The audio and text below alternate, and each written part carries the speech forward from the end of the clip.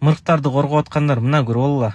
Биздин көлүбүздүн абалы, тоолорубуздун абалы, суулардын абалы, жердин баары таштанды. Болгондо дагы ушу кол жетпеген жерлерге ыргытып коюшат. Ар кандай бадалдардын түүлөрүнө, чуңкурларга, камыштардын арасына, анда тазалайын десең колуң жетпейт. Мына жердин баары эле ушундай.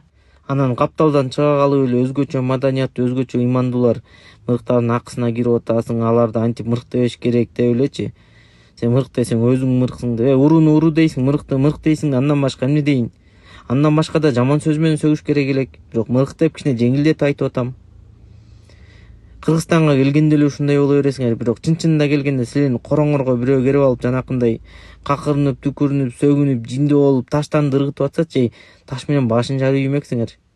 Интернетке салып, дүйнө жүзүнө айкырыпчы.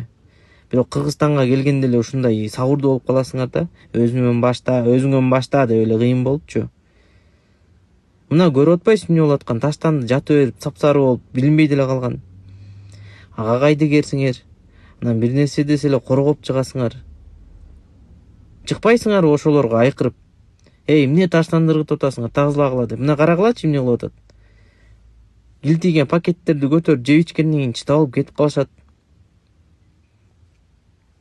Анан бизге келген кээ бир туристтер талтайып басып жүрүшөт бизде. Ошо мырыктардын кесепетинен болуп атат, ошолордун бизге болгон мамилесинен. Булар бири-бирин уруп сого берет экен, бири-бирин сыйлабайт экен, түндүк түштүк болуп бөлүнөт экен, айыл болуп бөлүнөт экен, көчө болуп бөлүнөт экен, мектеп болуп бөлүнөт экен. Буларда ынтымак жок, жүрө берсек болот каалагандай да. Ошо мырыктардын кесепетинен болот. Биз ынтымактуу болгондо андай болбойт эле да. Коркуп жүрүшөт эле да.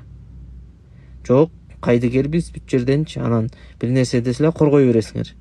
Мына 600-700 квадраттан 10 чоң ушундай пакет таштанып чыгат деген эмне деген шумдук? Бул мамлекеттик масштабта экологиялык катастрофа да.